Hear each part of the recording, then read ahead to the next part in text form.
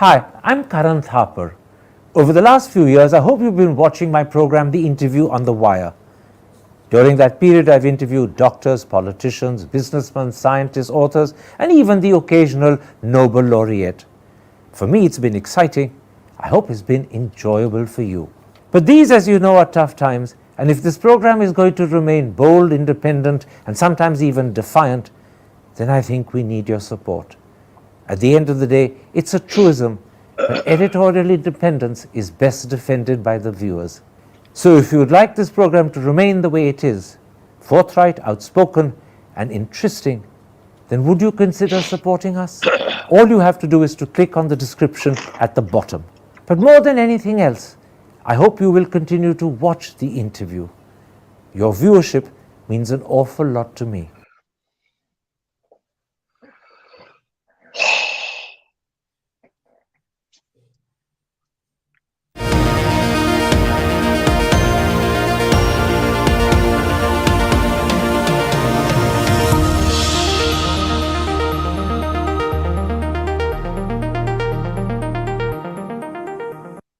Hello and welcome to a special interview for The Wire. Yesterday, Pakistan appointed its new army chief, General Asim Munir. So today we ask, what do we know about General Munir in terms of his military background, his personality and character?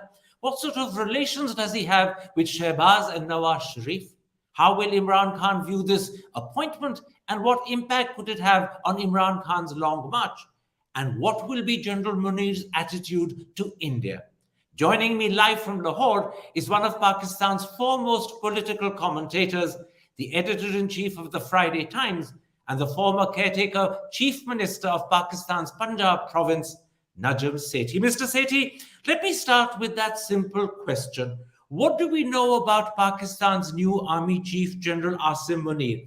I know that he is the present Quartermaster General, and we know that he's earlier served as Director General Military Intelligence and briefly as Director General of the ISI.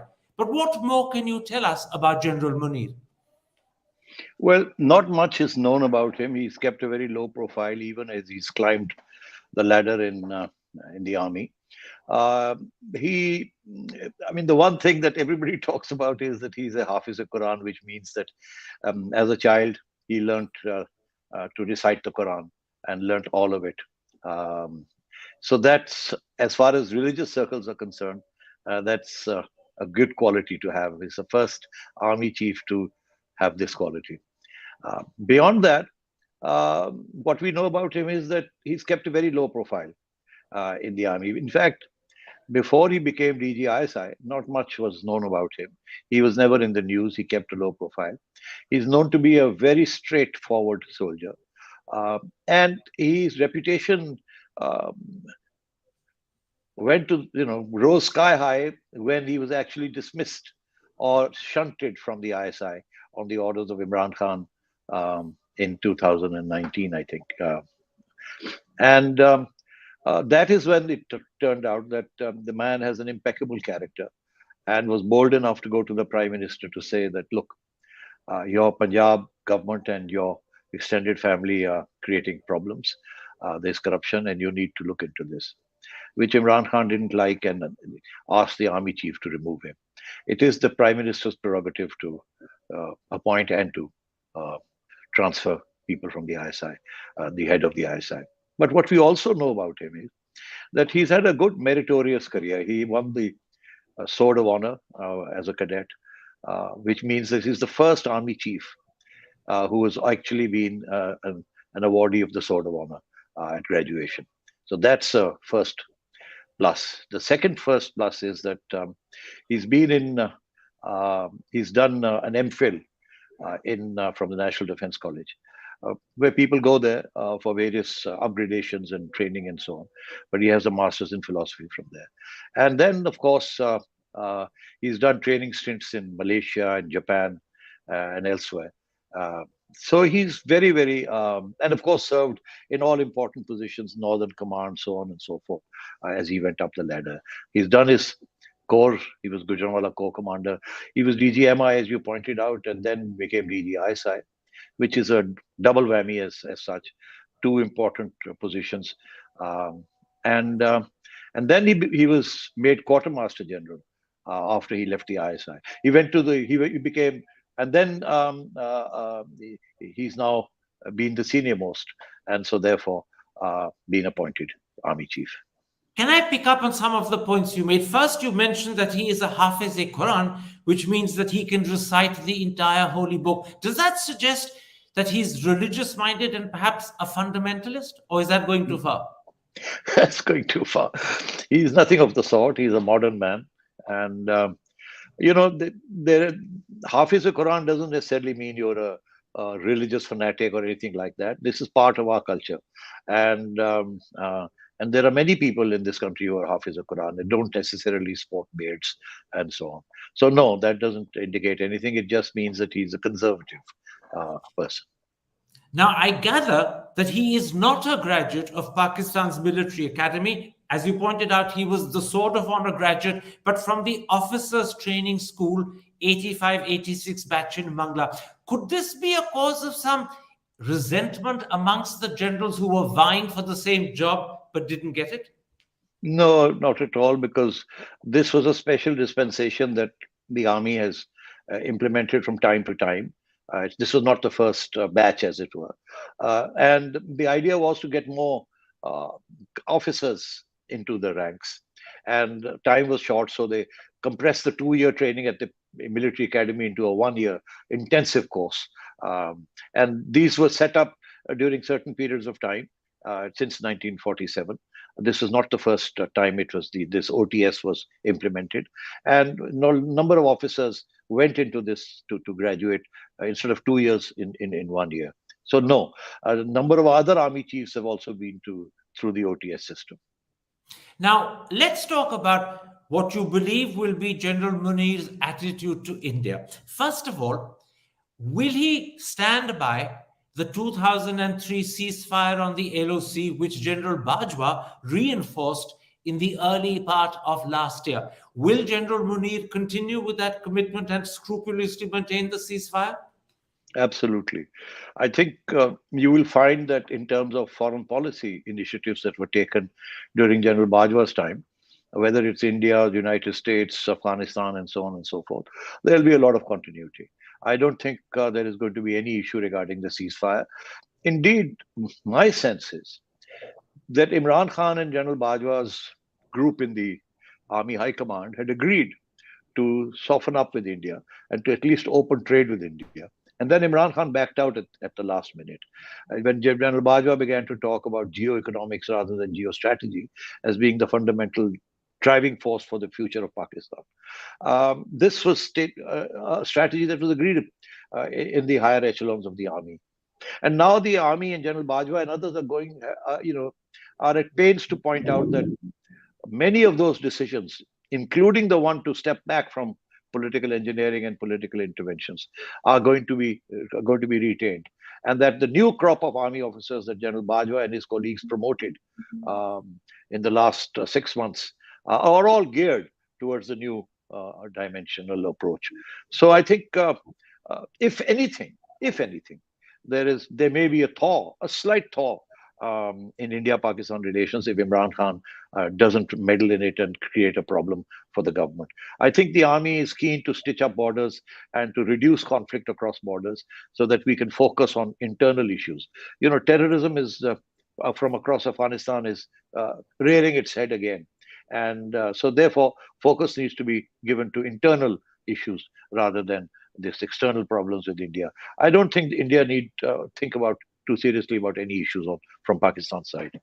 You're suggesting that, in fact, the Bajwa line in terms of geoeconomics, the Bajwa line that you talked of as a small start fledgling thaw with India, will be continued and perhaps taken further by General Munir. He's very much part of that same line of thinking you're suggesting. I'm suggesting, yes, there is a consensus in the higher echelons of the army that we need to focus on internal issues. We need to step out of politics. And if possible, we need to try and normalize, however imperceptibly, but we need to normalize relations with India. Of course, the other issues stand in the way of that. And politicians tend to exploit that. If anybody takes the first step towards normalizing anything, with India. The opposition steps in and creates a ruckus about abandoning the cause of Kashmir and so on and so forth. But within those constraints, it is entirely possible that there may be some new initiatives. I can't say because I don't know how Imran Khan will react to those. Imran has not missed any opportunity to undermine the government, and so therefore, obviously, Shehbaz Sharif is a very cautious prime minister. Okay. So that may not happen. But what I'm trying to say is this: that the spirit, the thinking is that if possible, we should try and do something along that line. Now, I noticed that General Munir was DG ISI during the Pulwama Balakot incident of 2019. And I gather that he was involved in negotiating the release of the Indian Air Force pilot who came down on your side of the border. If that is true, and I'm reliably told it is true, what would that suggest about General Munir's attitude to India?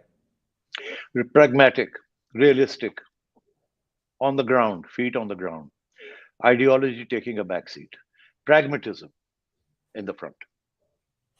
Now, this suggests that comments in the Indian media, which emerged last night and this morning, that General Munir would be more hardline than General Bajwa towards India, you don't necessarily believe and accept those. No, I think the lead will have to come from the government of the day. And my sense is that given the thinking in the Army High Command that I've just mentioned, if the government of the day is ready to move, I don't think there will be resistance from the Pakistan Army, including General Munir. Let's come to what I think are two controversies that surround the appointment of General Munir. The first is the fact that though he was the senior most general, he's due to retire on the 27th of November, but now he's been appointed and promoted to take over a job which only becomes vacant on the 29th. In other words, he's been promoted for a job which he takes over 2 days after he technically retires. How did the government finesse this? There's no finesse required. It's happened before. Uh, Three-star generals were promoted to four-star as army chief designates, with the view to making them the army chief, and the uh, notifications were duly issued with the provision that this was in effect from the date of retirement of the incumbent.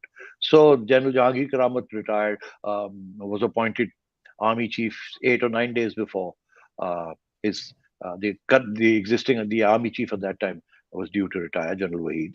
So no, there is no legal issue on this. There was only one hitch, which is, of course, that you have to promote the three-star to a four-star before you can appoint him army chief.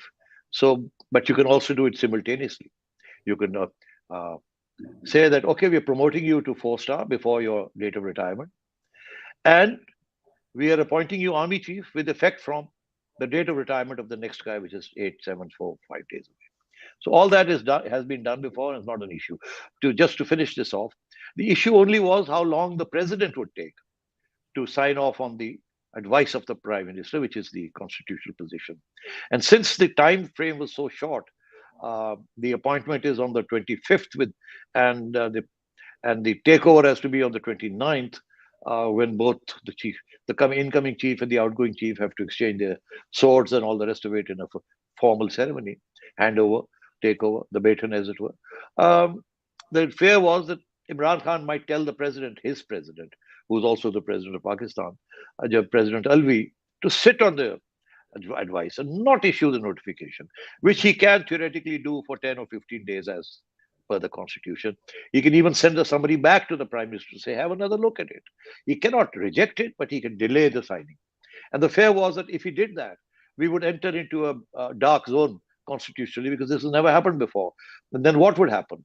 You have an army chief who's retiring on the 29th. You have an army chief who's supposed to take over, but pending a notification by the president, and the president is sitting on it, and the 29th passes. Then what happens? So there were some issues related to what might happen, what could happen, and that was creating the uncertainty everywhere about what Imran Khan's intentions were. But at the end of the day, I think Imran saw the writing on the wall that delaying is not going to resolve any issues, time to mend fences. And so he told the president to go ahead and sign, which is what some of us had predicted would happen. At the end of the day, everything would be smoothly done. But it is reported that President Alvi after he received the notification from the government that they wanted to make General Munir the new army chief, traveled to Lahore to meet Imran Khan and consult him. Given that Imran Khan is not part of the government, he's actually part of the opposition, was this constitutionally appropriate behavior on the part of President Alvi? Well, prior to this, Imran Khan has been shouting, crying himself hoarse, saying, "Why did Prime Minister Shehbaz Sharif fly to London to consult Nawaz Sharif on the appointment of the army chief?" According to Imran, Nawaz Sharif is a convict, he's an absconder, and how come the Prime Minister of Pakistan is going to London to seek consultations with him?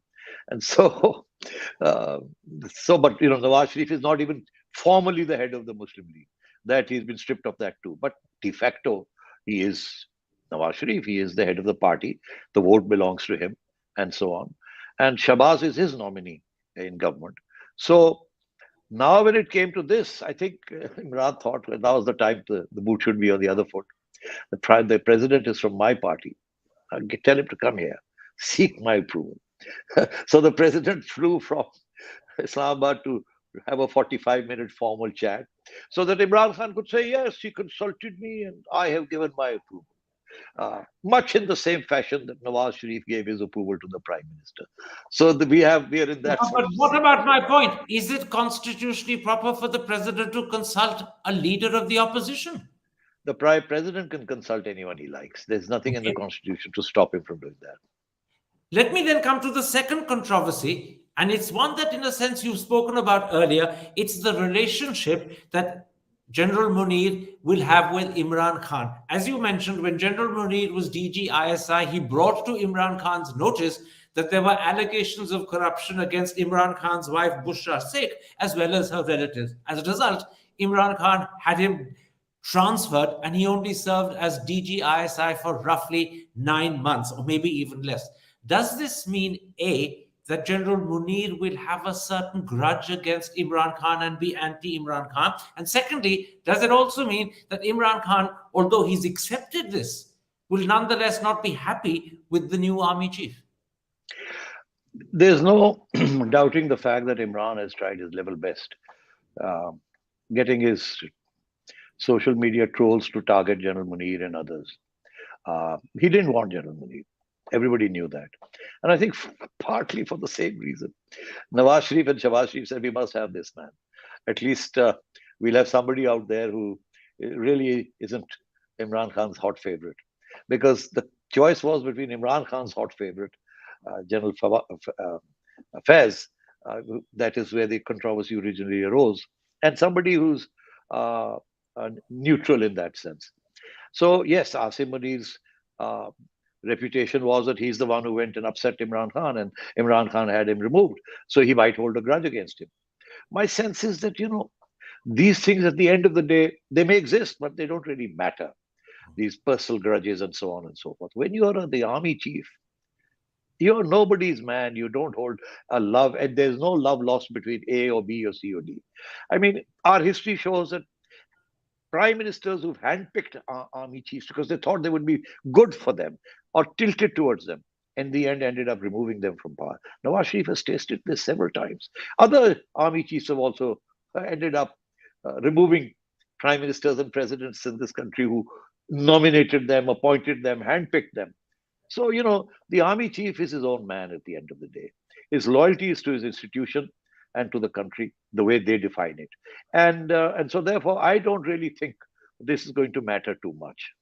You're also saying, aren't you, by implication, that Nawaz Sharif and Shehbaz Sharif, who chose General Munir because they believe that he would keep Imran Khan in some sort of check, can't be absolutely certain they've got a yes man. Army chiefs become their own person. The job and authority that they occupy gives them the power to be independent. And therefore, even though the Sharifs have appointed Munir and insisted that they wanted him, nonetheless, this doesn't mean that Munir will be their yes man as army chief.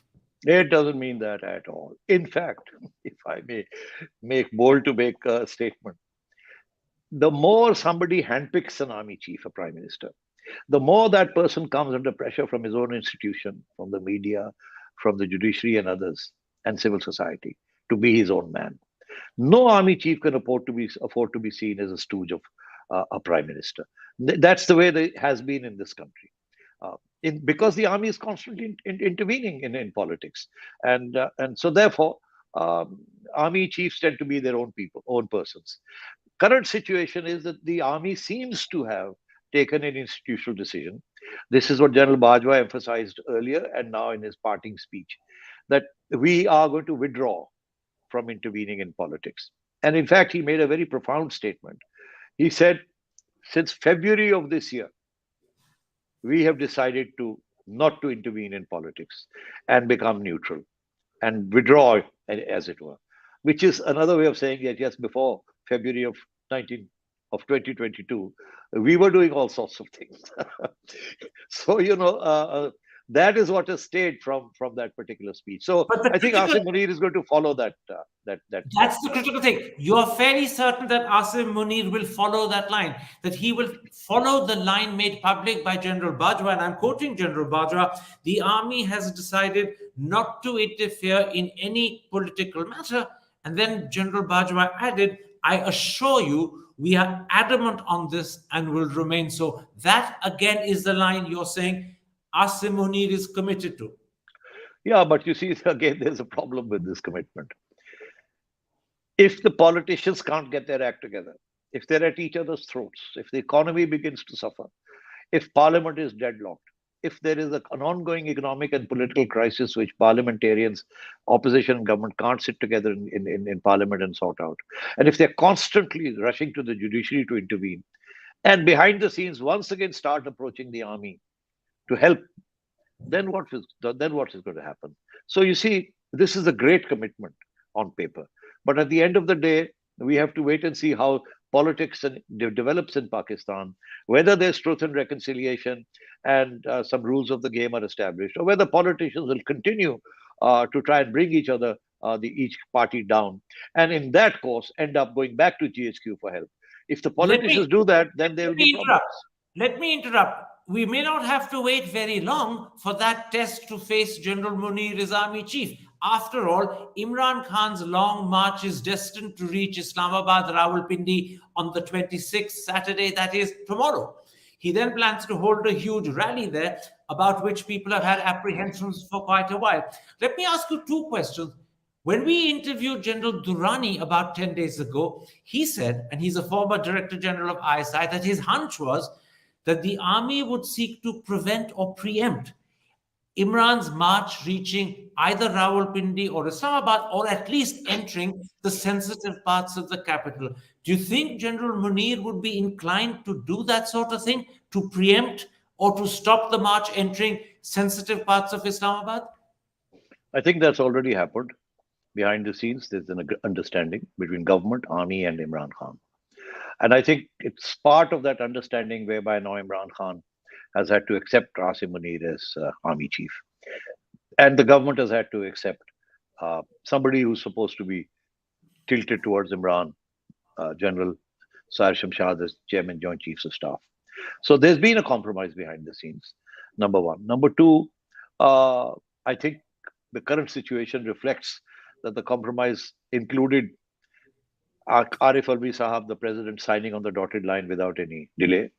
It also includes, I think, the fact that Imran Khan will not create any problems in his long march dharna and will wrap up and go home so that government can get on with the job of running this country.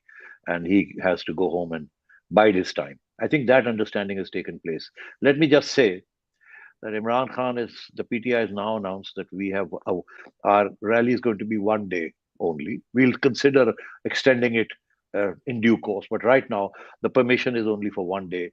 And number one, number two, it's going to be held at a park which is on the northern border of Islamabad, nowhere near Islamabad, but quite far away from GHQ, which where the original fear was that Imran might turn his long marches towards Rawalpindi and GHQ. So it's really in no man's land. So I think that's the understanding that, okay, carry on, you got permission, now wrap up, go home, and get back into politics, which is constitutional.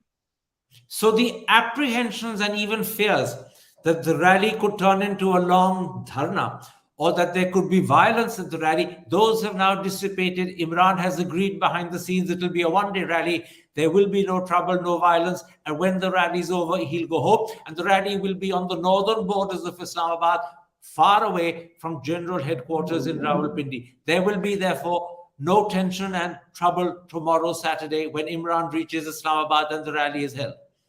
Yeah, I can confirm that an independent source confirms this.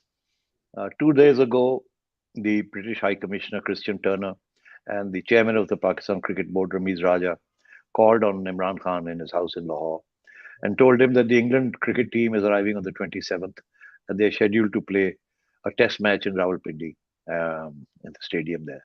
And wondered whether the long march and others might create problems for them.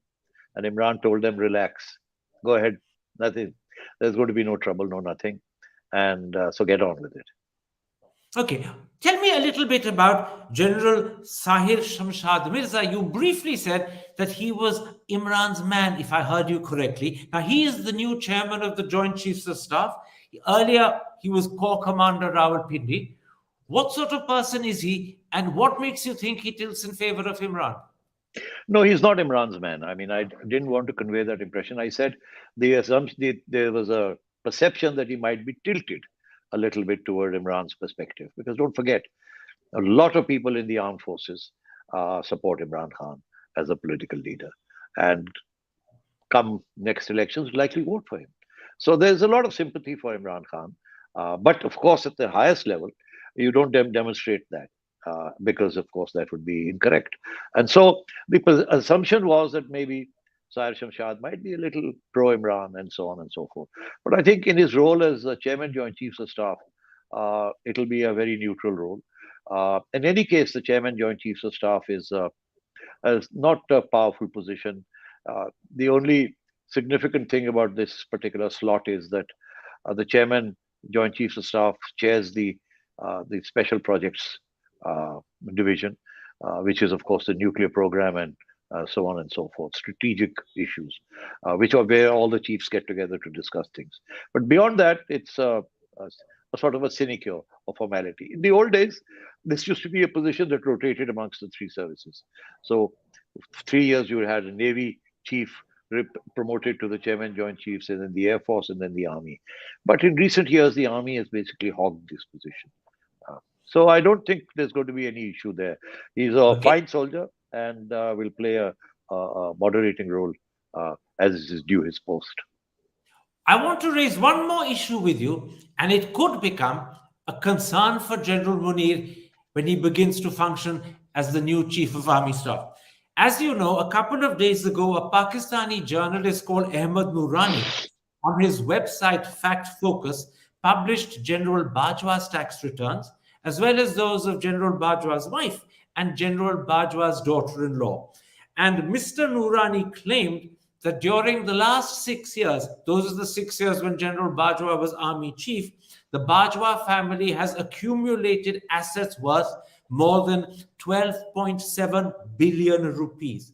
Immediately, as that website went with this information, it was blocked, presumably blocked by the Pakistan authorities. And shortly thereafter, the finance minister announced an immediate inquiry to report back in 24 hours on how the leak of the Bajwa tax returns had happened. Does that suggest that these tax returns are authentic and real, and that the allegation that the family has made 12.7 billion rupees in 6 years is also true? I would like to say 3 or 4 things here. Number one, this is a scoop of the century. Make no mistake about it. It's very rare that details of senior government positions and especially army chiefs are made public like this. These are their tax returns of the entire family. And the journalist in question, Ahmed Noorani and Usman Manzoor, they've done a fantastic job pulling all these details out. Of course, the government and the army will now try and find out how they did so and how these tax returns, which are secret, ended up with them. Now, that's the first thing. So they did a fantastic job. The second thing is that there's been no denial from the army chief or his family members about any of the facts pointed out in these returns. But actually, it's difficult to say that they are not right because they're lodged with the Federal Bureau of so they've taken from the tax records, which are not meant to be public, but they've got access to it. So yes, I mean, there's been no denial. And the third thing is, of course, that um, it has been extremely damaging uh, to General Bajwa's legacy. He was hoping that he would leave this post uh, having uh, opened up the route to to new elections and not asked for an extension.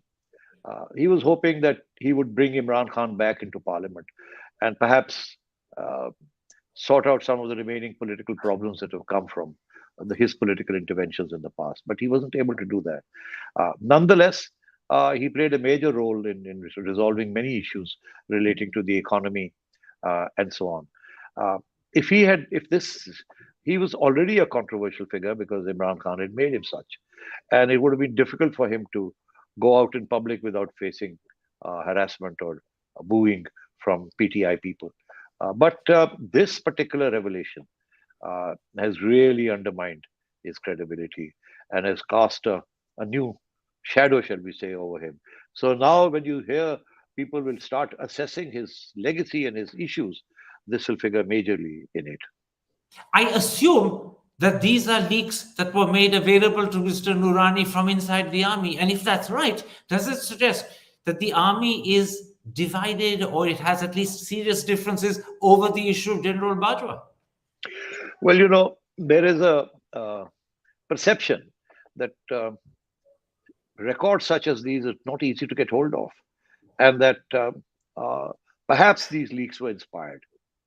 But talking to Ahmed Noorani, who's been at pains to point out that he and his team have been working on this project of theirs for several years, and that this is not a leak from the army, but this is their attempt to dig out some records. So they may have moles inside the Federal Bureau of Revenue and so on, which is the impression that they're trying to convey. And the government has recently also made a statement saying we are looking at various tax officials who had access to this data to find out whether they are the ones who pulled it out and facilitated Ahmed Noorani. But the fact is that Mr. Noorani is at pains to point out that this is not a leak. This is something they extracted by diligence and by hard work and by their moles and so on. So that theory that perhaps somebody in the ISI who doesn't like General Bajwa or has done this, the journalists have said that that's not the case. Tell me, is this a one-off or could there be more leaks both to do with General Bajwa and possibly to do with other prominent people, whether they're in the army or whether they're civilian politicians? In other words, is there more to come? Could be. I don't know. Uh, this particular group of journalists, some of whom had to go into exile because they were hounded by General Bajwa's people and the previous regime's people, are determined to dig out facts such as these. That's why they call themselves fact focus. And they're based in the United States. And they have long arms, a lot of colleagues in sensitive media positions. And so their claim is that, look, we are working on these projects in the public interest, and we will carry on doing so. So, I mean, they say that they've been working on this project for several years. And so this is how they finally come up with it. Prior to this, they've also done other things. They came up with details of the properties owned by another general, Asim Bajwa. Asim Bajwa. And there was very little he could do. He couldn't deny most of it. So yes, I think they have good moles, and they're determined to pull out scoops such as this. And good luck to them. What are the consequences for General Bajwa? I know that this has badly damaged his legacy, but beyond that, could there be some form of punishment that he faces? Or is it fairly common for Pakistani army chiefs and senior generals to acquire illegitimate wealth and get away with it? The question is not of illegitimate wealth. See, if the wealth were illegitimate, it wouldn't have been declared in their tax returns.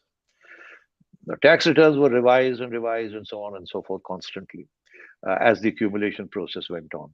But the army chief has enormous powers um, uh, to gift or to create conditions which are legal on paper for the acquisition of assets uh, by himself or by others close to him, plots of land and so on and so forth. So the previous army chief, General Rahil, when he left, the media came up and said, look, it seems that, again, I think facts and focus had a role to play, that he had accumulated or given himself plots of land worth 3 billion rupees. That was the figure quoted at that time. Uh, because, the army is in possession of vast acres of land, uh, which they've acquired legally for various purposes. Those purposes are not always met, but the land is then distributed amongst martyrs, their families, officers who've won awards, and so on and so forth. And then, of course, there are quotas for every army officer in Pakistan that during a term of service, he can acquire uh, uh, plots of land from the army's quota of land at throwaway prices. This Can is I a way of compensating for the low salaries that these officers get during their term of tenure. Can I ask you a question there? You said this is not necessarily, or maybe not at all, illegitimate wealth. The army has quotas, the army chief has access to a lot of land, which, as you said, may have been intended for other purposes, but to use your phrase again, he can gift it to himself. Now, to non Pakistanis, it may not be illegitimate, but it still feels as if it's improper that the land or the quotas were meant for other purposes, maybe for martyrs, maybe for other army development purposes. But the army chief has the power to legitimately gift it to himself and therefore become richer and richer and richer. Even if it's not illegitimate, it does feel and sound improper. And clearly, in a country that says it's a democracy, is morally wrong. Absolutely. There's no two ways about it. You're so right. That is the perception of the people of Pakistan, that enough is enough. You guys have been, gifting yourselves valuable land, uh, which has been taken away from peasants at throwaway at sort of cheap rock bottom prices, converted into cantonments and defense housing societies, which are supposedly for the welfare of army officers after retirement. But at the end of the day, you end up giving top people end up giving these things to their own relatives and so on and so forth. So yes, it is immoral. There should be accountability, and such powers should be taken away from army chiefs and uh, GHQs. But here's the problem: the army in Pakistan is a vast empire. It's a huge business empire. Ostensibly, the aim of that business empire is the welfare of of soldiers, officers, retired and serving. Which is why, as soon as some of these generals who've been superseded may now ask for an early retirement, but they will immediately get sinecures in the army's vast empire of industries and commercial outlets and so on and so forth. In addition to being compensated for, shall we say, loss for by being given all sorts of valuable plots of land. The assumption here is that, or at least this is what we've been told, that when a lieutenant general at the rank of an army chief retires, he is at least 3 to 4 billion rupees richer than when he became army chief. And I think in General Bajwa's case, we still don't know the full details. Maybe more will come out, but we still don't know how many plots of land he's given himself. That detail will come out in 2022, if at all it comes out, because these are closely guarded secrets in GHQ. The army is a is a state within a state, and therefore have no accountability because of the way politicians have handled Pakistan uh, and constantly run to the army for help. They have become very powerful, and not just politically powerful, but economically as well.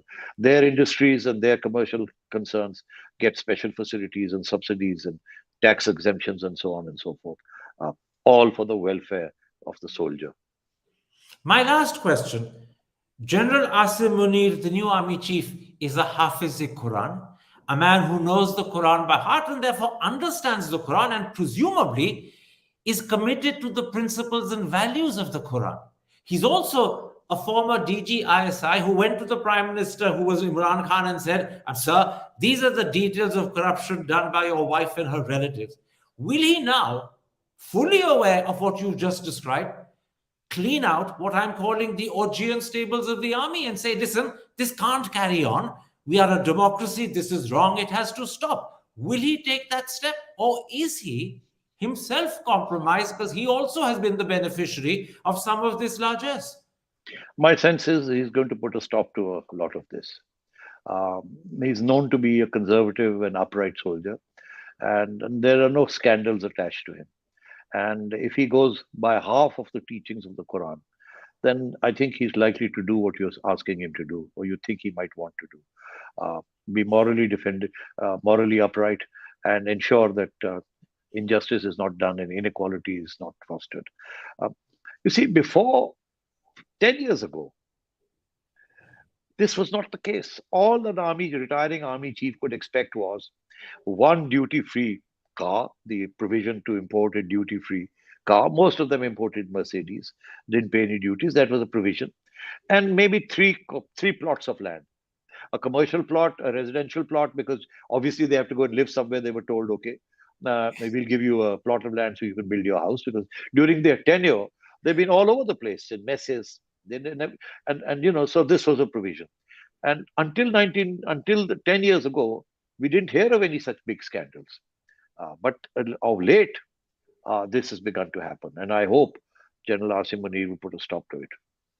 3 plots of land and an imported duty-free Mercedes. You're going to make Indian Army chiefs pea green with jealousy. But my very last question, if General Munir does set out to stop this, to clear out and clean out the Augean stables, I take it he would face very vicious resistance from other generals who would like it to continue because they benefit. So is he going to have a problem in the army as he tries to clean the place up? The army chief is, after God, army chief is almighty. And no one dare resist the orders of the army chief. His first acts will be to move various generals from one position to another and consolidate like-minded people who will support his policies. In the next 6 months, a year, he will be busy doing all that, which is what every army chief does. He inherits people handpicked by others. Then slowly he moves them around, brings in people he's more comfortable with, who share his outlook. So my sense is that there will not be much resistance. There's some resistance, definitely. But I think at the end of the day, his word will carry. And now, since we know that all good deeds and bad deeds are reported in the media, and so far only good deeds of General Asif have been reported, like his being upright and going to Imran Khan and saying, look, sir, this is happening. Sir, it's in our interest not to do this. Sir, can you put a stop? Blah, blah. Or whatever, however delicately he put it. But the fact is he did it. And so therefore, we expect that he will be upright and he will lead by example, not just within the forces, but outside as well. Najam Sethi, thank you very much for this revealing, eye-opening interview and for telling us so much about the new army chief. I note that you believe that with regard to India, the belief that he's a hardliner and will be tough is not true. You think he will be pragmatic, and provided the civilian government is prepared to take the first step, which we don't know whether they are or not, he as army chief will stand behind the government and support it. And he believes in General Bajwa's line of geoeconomics and some sort of fledgling opening to India. All of that will be very welcome news in this country. Thank you very much indeed. You're welcome. Hi, I'm Karan Thapar. Over the last few years, I hope you've been watching my program, The Interview on the Wire. During that period, I've interviewed doctors, politicians, businessmen, scientists, authors, and even the occasional Nobel laureate. For me, it's been exciting. I hope it's been enjoyable for you. But these, as you know, are tough times, and if this program is going to remain bold, independent, and sometimes even defiant, then I think we need your support. At the end of the day, it's a truism, but editorial independence is best defended by the viewers. So if you would like this program to remain the way it is, forthright, outspoken, and interesting, then would you consider supporting us? All you have to do is to click on the description at the bottom. But more than anything else, I hope you will continue to watch the interview. Your viewership means an awful lot to me.